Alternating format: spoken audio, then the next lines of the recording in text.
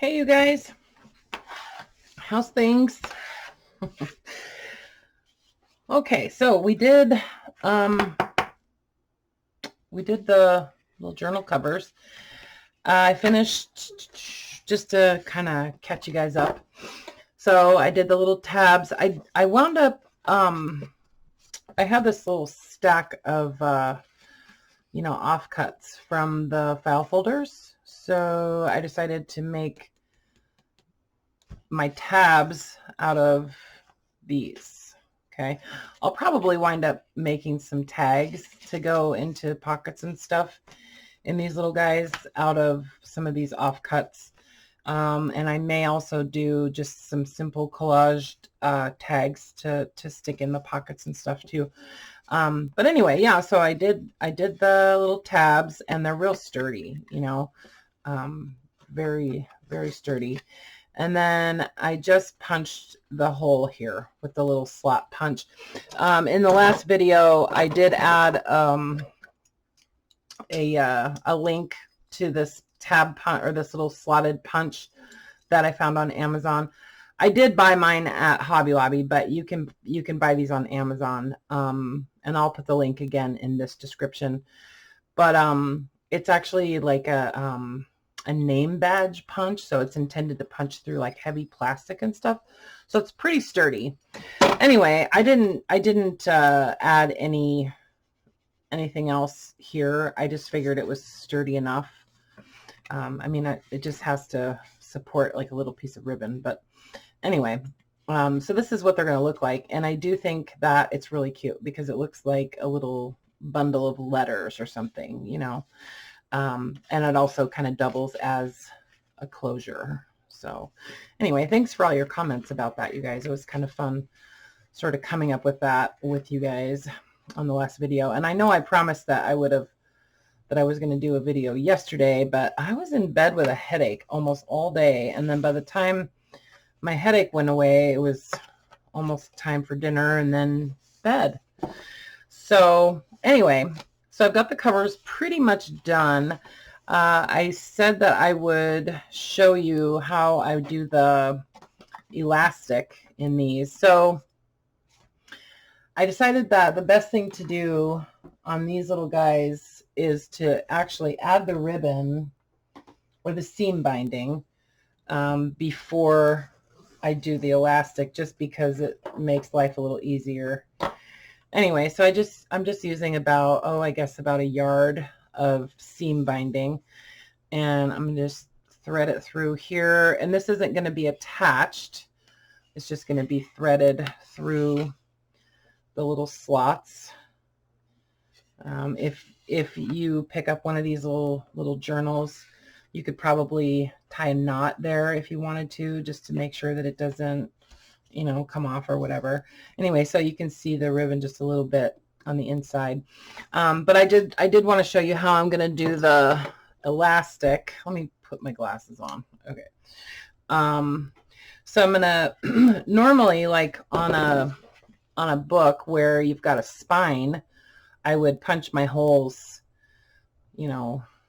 on the actual spine. But since this is just like a pamphlet style, what I'm going to do is I'm going to actually punch a little hole on each side of the spine. Okay.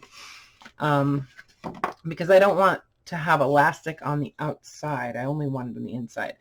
Anyway, so I'm going to go as close as I can to the corner. Okay. And with the journal cover closed, I'm punching a hole. So it's actually going to make a hole on each side, right? So see, I've got a hole here, one here, one here, and one here. Okay. Sorry if the camera is jiggly, you guys, but I attached the camera holder to something that's actually sitting on my desk at the moment, and I haven't put it back on the thing that's suspended from the ceiling, so I'm going to try not to shake my desk too much. Anyway, so I put the ribbon on first, because once I get the elastic on here, it's more difficult to thread the seam binding or ribbon through. So, okay, so then I'm going to take a little eyelet, and put a little eyelet in each of these little holes. Whoops. Oops. And then I thought what I would do on this little video is show you guys a very simple crocheted flower.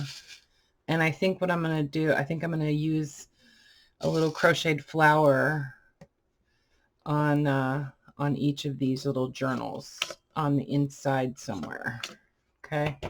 Just because I've been doing a lot, I've been making a lot of them, and I thought it would be fun to sort of share with you how I've been doing these very simple little crocheted flowers. Anyway, so I've got my eyelets in, and then I'm going to use, this is a 1mm elastic cord. It's very thin, but it's pretty strong, you know, but since this is just a little mini journal, I wanted to use something thin, plus I have a bunch of it. Also, I didn't want to use elastic that's extremely bulky, so I'm just going with a real thin elastic. Anyway, so I'm going to go in through this bottom corner, or from the inside out, and then from the outside, I'm going to go back up through that, through the other side, and then down through that one, and back up, come on, through there. Okay, so the only elastic that you'll see on the outside is this little bit at the top and the bottom. Okay, and then I'll have two elastics, I guess, on the inside. Okay, so you could put, you know, 2 or even 4 little inserts in here, and then I just tie a regular like square knot, and it seems to hold pretty well. You don't want to tie it, you don't want to give it a lot of tension, like you want to leave it relatively loose, otherwise your cover winds up kind of doing this, you know. So just barely a little bit of tension, and then I just trim it about a 1/2 inch. Okay, so see why I'm saying that I like to put the ribbon in first, because it kind of gets in the way. So anyway, so there, that's basically the covers. I did all of the inking and stuff around the edges on the inside and the outside. Yeah, the holes kind of punch through the pockets a little bit, and the elastic is slightly over the top of the pocket right there, but I don't think that's going to really make that much difference. Matter of fact, I think it actually will help to sort of hold the pockets down when you're, you know, opening and closing the journal. So, and then I don't know if I'm going to do 2 inserts for these. I might. It depends. Depends on how much energy I have. But I'm just going to use like a bunch of different little book pages, probably French book pages and ephemera and stuff like that.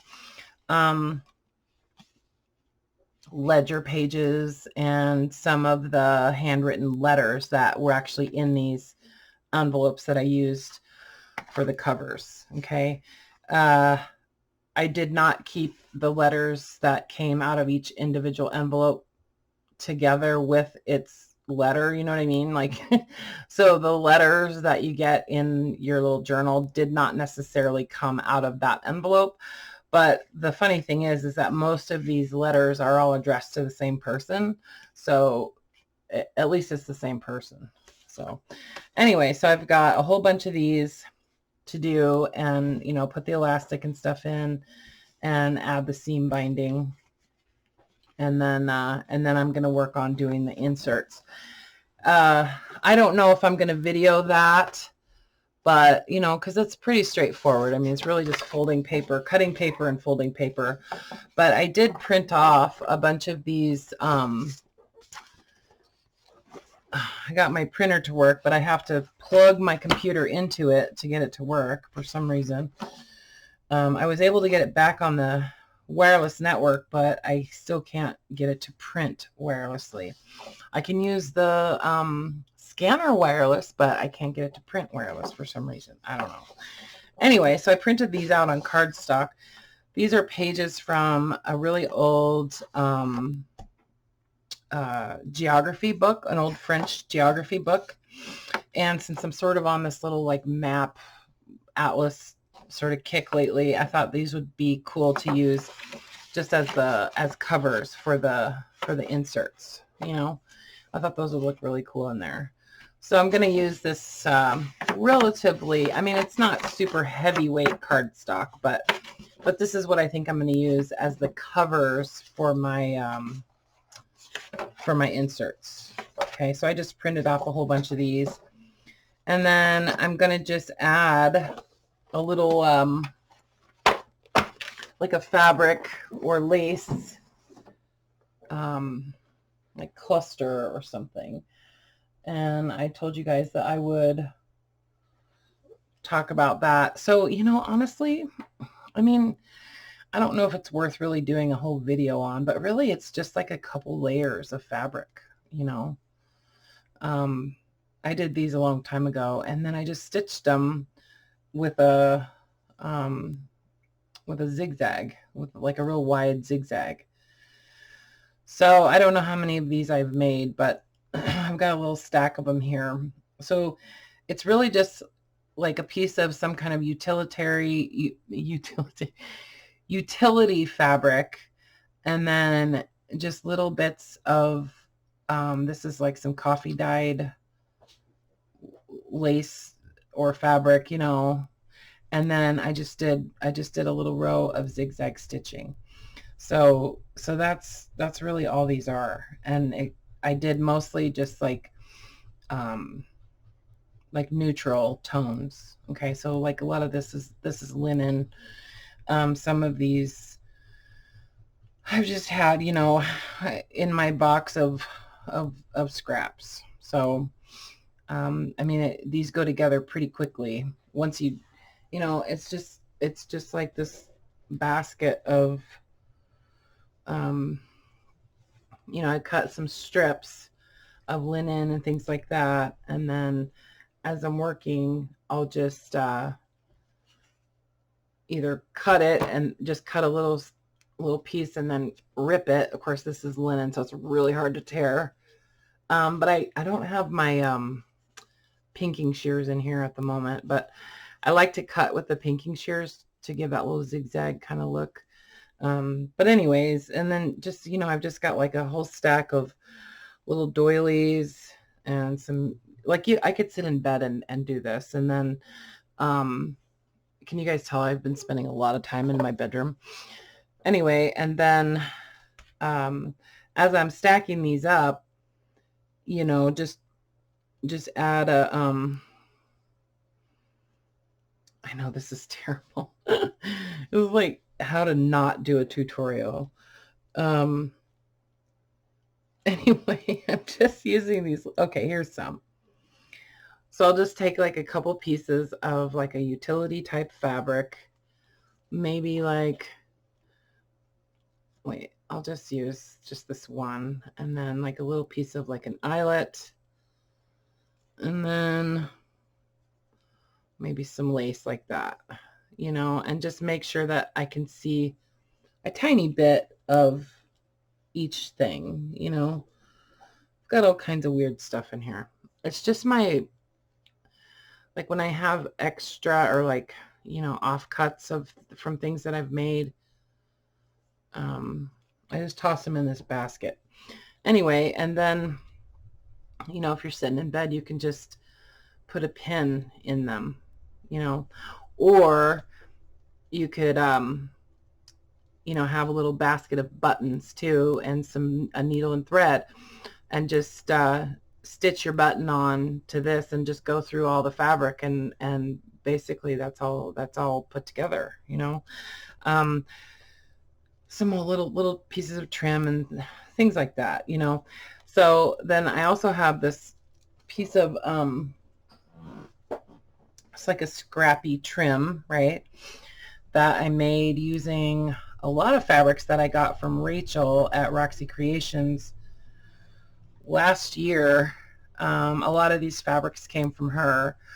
So I haven't used them. I haven't used this whole strip. So I thought this might actually wind up being enough for the rest of for these journals, but I want to add one of my little crocheted flowers onto them. So here's the little flowers. So I did some bigger ones. And I was going to add some to the boxes, to the little goodie boxes. So these are done with like a cotton yarn. It's a DK weight. It's like a light worsted weight yarn. But these were a little heavier than I wanted. So I did some using embroidery floss. And so I thought I would just show you guys how to do this really simple little flower.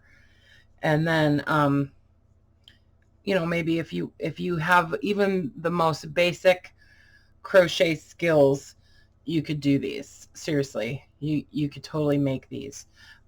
These I need to weave in the ends, but these ones are all finished. So, but I want to do a whole bunch of them, and I can't wait to go get in my cozy bed tonight with Jimmy and make a whole bunch more that are more in like neutral tones.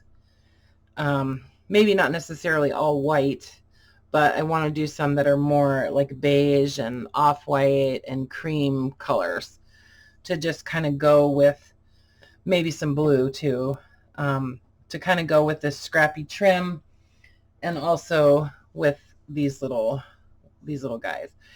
And then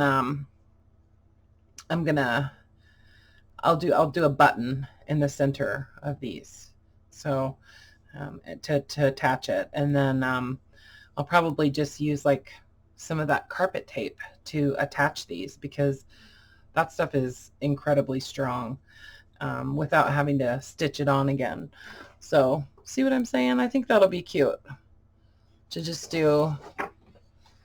add, like, say this is my cover, and just add that inside this little cover. So obviously I'll cut this down. I might actually make a little pocket out of this paper, make a little pocket, you know. So, but anyways, so that's my plan. I've got a lot of stuff bouncing around in my head about this. But yeah, so I'll show you guys how to do this little crocheted flower, okay? It's super easy. I'm going to use like a thicker yarn to show you, because yeah, because you won't be able to see if I show you with the crochet thread. It's too thin. So if you are going to try to do it with the crochet thread, or with the embroidery floss, I recommend winding your floss onto a little card, okay? Otherwise you'll just be fighting with it the whole time. But anyway, so if you do, or even just wind it up something like this, like in a little, almost like a little bobbin. And then this is a 1.75 millimeter crochet hook. You could go like a 1.5 millimeter maybe, but this is a really good size, and it's better to use a hook that has a more pointed tip rather than a rounded tip. It's easier to get the hook into your loops and stitches. It's easier with a pointed hook than a rounded hook. Okay, just saying. Those are my suggestions if you're crocheting with like embroidery floss, or you know, like a a crochet cotton, like a size 10 crochet cotton or something like that. Anyway, so for this is just like a cotton worsted weight yarn. Let's see, I'll use, this is a 3.75. This will probably work. This will probably work. Okay, so I mean, this isn't a how to crochet video. This is like if you kind of already know how to crochet, but this is how I hold my yarn. I wind around my pinky and then just around my forefinger, and then if I need more tension, I can always bend my pinky in, and it just adds a little bit more tension. So I've seen some people like winding thread like all around their whole hand. I don't know how they can do that. But anyway, so if you've ever used, they call it a magic ring, or you know, it's really just a little loop. So this is what you use a lot of times if you're doing something like this where you want to close up the center. I recommend using a magic ring. Okay, so then basically you'll just lay your yarn or thread or whatever in your hand like this, and then you'll make a loop where the tail goes behind your working yarn. Okay, you just want to loop it so it goes behind that. Okay, and then this is just the way I do it. Like I've taught people how to crochet before, and they're just not able to hold their hook the way I do or whatever. And to be honest, however you can get it to work is fine. Like there's no right way or wrong way to hold a crochet hook or to hold your thread or whatever. I've seen a lot of guys crocheting, and the way they do it, the way they hold things is just completely, I don't think I could even understand the way they hold it, but just however it works for you. So anyway, I just feel like this is the way I learned, so this is the way I hold it. Anyway, so I'm holding this loop in between where the yarn crosses over. I'm holding that between my thumb and my middle finger, okay? And then I'm going to insert the hook through that loop, yarn over, pull it through, and then yarn over and pull it through one more time. So that's like a chain one. So then I'm going to chain two more. Okay, so I've chained 3 times. So that is basically the same as a double crochet as far as the height of the stitch. Okay, so then I'm going to do 19 more double crochets in this loop. Okay. If you don't know how to do this loop, or you just can't, you know, if you just can't get your brain to do it, you can also just do a chain. Okay, so that's how I always do my starting loop. You can also just chain 3, and then you can slip stitch into the first chain, and then slip stitch into that first chain, and then you can work, well, then you would chain 3, and then you would do your double crochets into the center of that loop that you created with those that first chain 3. And then I wouldn't recommend doing more than a chain 3 initially, because you'll wind up with a big hole in the center of your flower. So then you can just work your 19 double crochets into the center of that chain 3 loop that you created. I'm going to use the magic ring because I like the way it works, and I think that you can do it if you can get it to look like that. So you just want the tail going behind that working yarn. Anyway, so chain 3, and then I'm going to do 19. So it's kind of awkward initially when you're working with this loop, but I find that if I just kind of hold on to the base of the stitches that I've already created, it's a little easier to manage. So you kind of want to like hold on to your work as you're going. You don't really want to hold on to the loop, otherwise things just get too crazy. They just get out of control. Okay, so these are double crochets. So so in case you don't know what a double crochet is, like I said, you really should have some basic crochet skills to tackle this. But so double crochet is a yarn over, insert your hook, yarn over again, pull through, yarn over, pull through 2 loops, yarn over again, and pull through the last 2 loops. So that's a double crochet. Some I have read patterns that were written, I don't know if they're English or written in the UK or what, but sometimes people call a single crochet a double crochet in some patterns that I've read, especially with amigurumi patterns. I've seen that, and it's really confusing. So if you're ever reading patterns and you're not sure, it's just a good idea to look at the author's explanation of stitches. That's usually in the beginning of the book or somewhere in their pattern. They'll give a description of their stitches, and check that to make sure that what you're thinking a double crochet is in the pattern is actually double crochet and not a single crochet. Because if you start working something in a double crochet and the author actually means what an American standard like crochet language is actually a single crochet, then you'll mess it all up.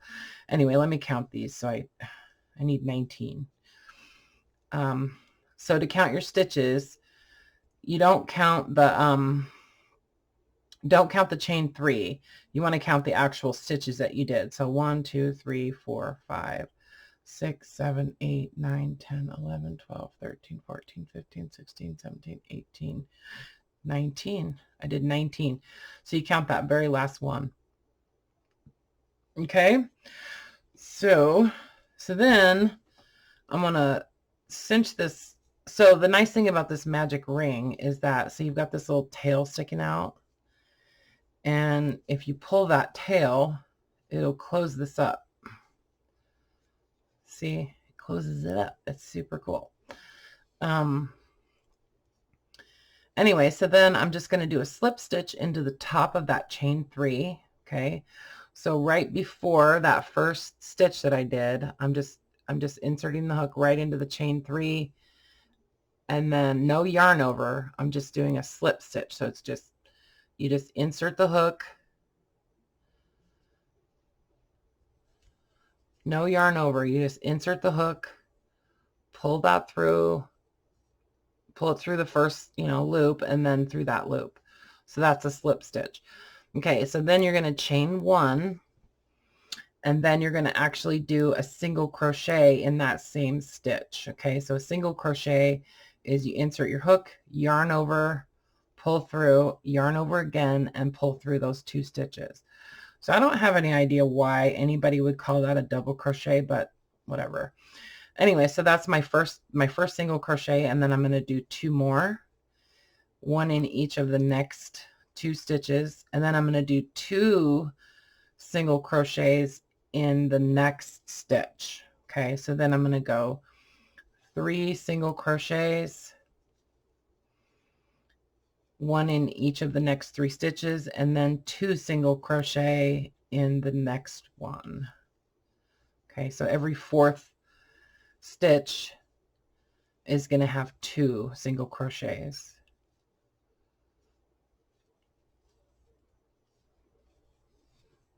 And I hold my hook weird. See, like I use my thumb to hold the loops back. Some people hold their hooks like this, and I don't know. I just can't do it.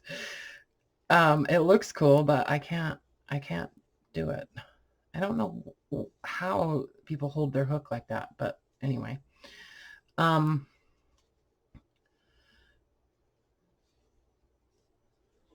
I also use this finger a lot when I'm when I'm working. I don't know how that got started. But anyways, oh, I got lost. Okay. It's hard to talk and count at the same time. Okay. So then you should wind up with, after you do, your last 2 single crochets in that one, you should have just enough room to end with the 2 single crochets in the last stitch. Okay. And then you're going to slip stitch into that first single crochet. Just going to slip stitch in there, and then you're going to chain 1. And then you're going to do a half double crochet, which is a yarn over. It's kind of like a double crochet, except for it's just faster. Like, I really like double crochet or half double crochet when I'm making like a simple Afghan or something, because it gives you like it covers a lot of real estate pretty fast, and it's a really quick stitch. Anyways, so a half double crochet, you yarn over in the first stitch, insert, pull through, and then yarn over. You'll have 3 loops on your hook, yarn over and pull through all 3. Okay, so that's a half double crochet.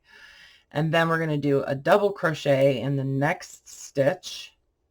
Okay, yarn over, pull through 2, yarn over, pull through the next 2. And then we're going to do a half treble crochet.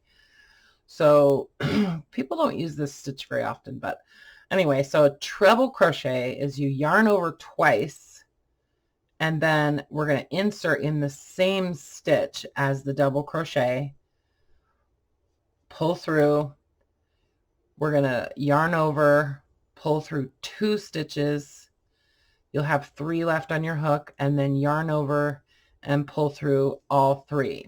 So like a regular half or a regular treble crochet, you would yarn over, pull through 2 3 times. So that's why it's called a treble. So anyway, and then, so you've got 2 stitches that you made in that one stitch. Okay. So then we're going to do another half treble crochet in the next stitch, pull through 2, and then through those 3. I love this yarn. I can't remember what brand it is. Anyway, and so then in that same stitch, we're going to do a double crochet. Okay, and then in the next stitch, we're going to do that half double crochet again. And then slip stitch into the next stitch. Okay, so we basically just created a flower petal. So, I mean, you could, easily alter this if you want to. Like, you could do a full treble crochet here instead of a half treble or whatever. I mean, you could do little picots at the end of those or something, I mean, you could do all kinds of stuff. But anyway, so this makes a 5-petaled flower. And I like that it lays real flat. So I think it'll be good for using in journals, because it's not real dimensional, there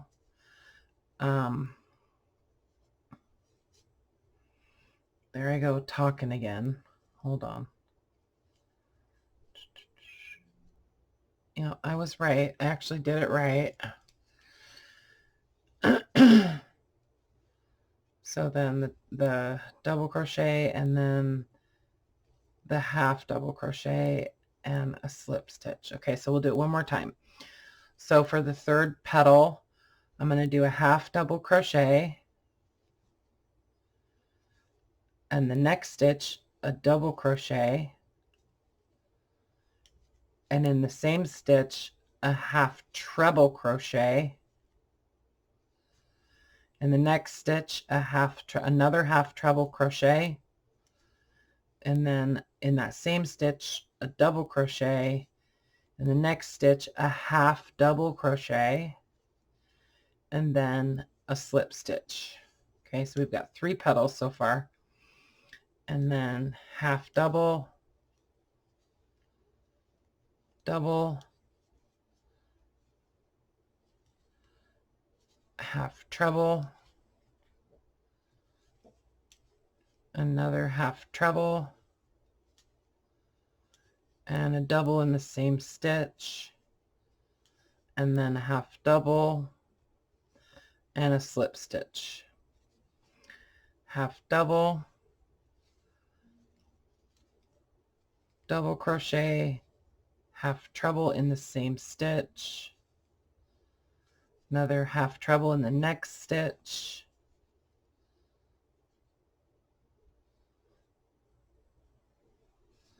and then a double crochet in that same stitch, and our last half double and a slip stitch. Okay, and then to fasten it off, I just do another yarn over through that loop and then pull that tight and kind of snug that up. And then you want to weave in your ends. I didn't want to make this video super long, so I didn't show you how to change colors to do this in multiple colors like I did these. If you would like to see that, I'm more than happy to do some more like crochet videos. I actually think it's really fun. So if any of you guys would like to see that, we could do the same flower, but I'll show you how I do the color changes.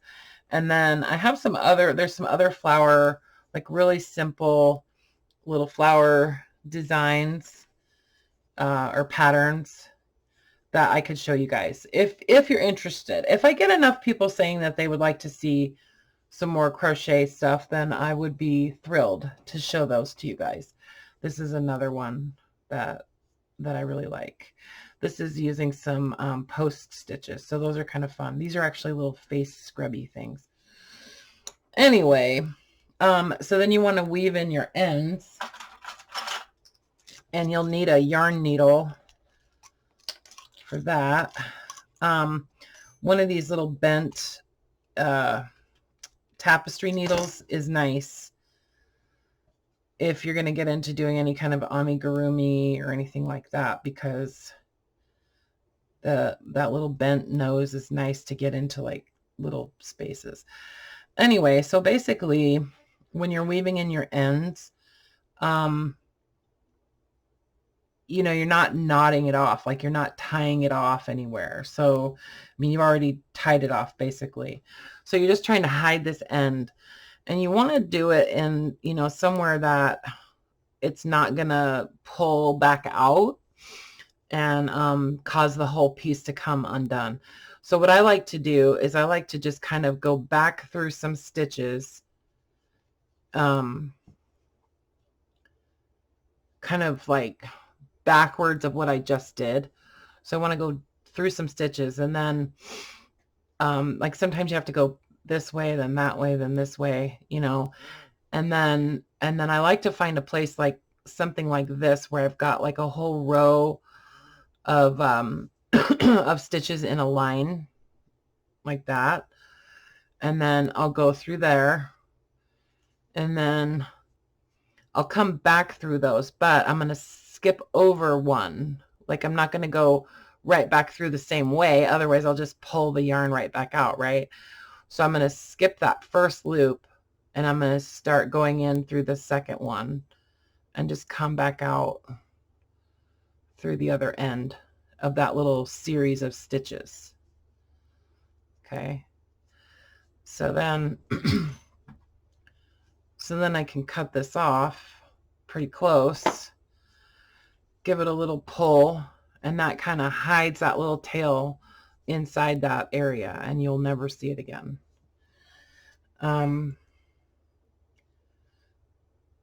this is the most time consuming thing I think about crocheting. So then this one in the center, since it's loose, right? Like I can pull that tight. I can pull it really tight.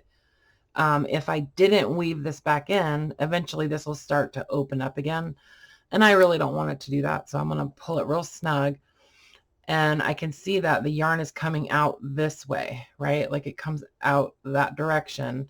So what I'm going to do, if I just continue, you know, hiding it underneath more of those stitches going the same direction, it's still going to have the same effect. Like it can still work its way out. So I want to try to lock it so that it won't open up again. So what I'm going to do is I'm going to find where the yarn comes out. Okay, it comes out right there. So I'm going to skip a stitch. I'm going to skip one of these loops, and then I'm going to work it back the opposite direction. And I'm going to go through, I don't know, 5 or 6 stitches. Okay, so now it's like locked, and it won't work its way back out. And then I'm going to skip it again. I'm going to skip that first loop again, and I'm going to go back again, just through a few stitches. Okay, now it's like really locked in there, and it's not going to open up. Okay, so now I don't have any tails hanging out anywhere. Okay, so this is a larger version of, you know, this same flower. And I think it would be really cool to do this, you know, just layer these up, like layer different, this is obviously a different pattern, but, you know, just kind of layer those up and, I don't know, just use them on stuff. You know what I mean?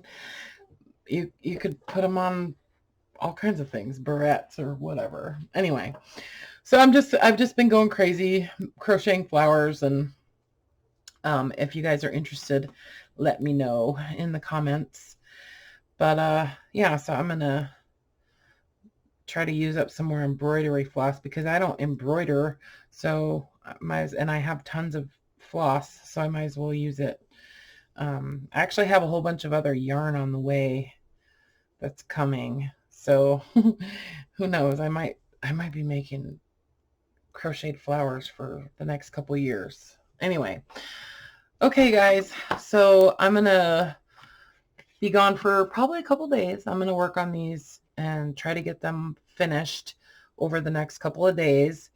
Hopefully they'll be done by Friday, and I will list them in my Etsy shop. I have had a couple of people ask me if they could reserve one of these, and I haven't said yes to that, but I can email you and let you know. But the best thing to do is to just watch my Etsy shop, favorite my Etsy shop, and you should get a notification.